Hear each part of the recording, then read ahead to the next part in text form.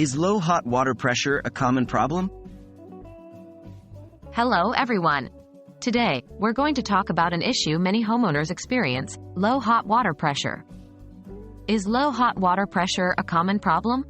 Yes, indeed it is.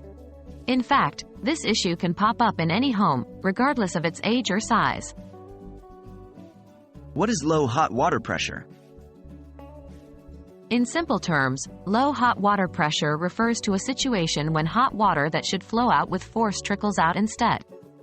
This can be a minor inconvenience when you're washing your hands or dishes, but it can become a major annoyance when it affects your showers or baths.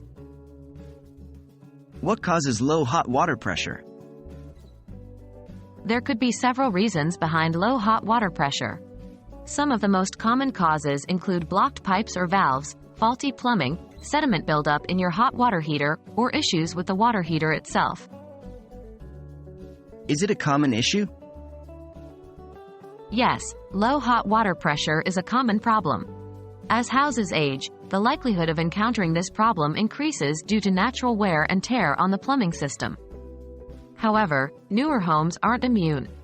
They may also experience low hot water pressure due to improperly installed plumbing or other issues. How can I fix it? It's crucial to identify the source of the problem before attempting to fix it.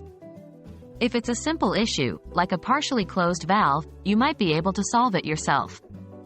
However, if the problem stems from something more complex, like sediment buildup in your water heater, you may need to enlist the help of a professional plumber.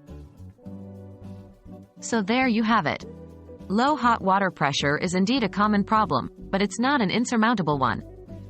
With the right understanding of the causes and potential solutions, you can ensure your home's hot water pressure is optimal.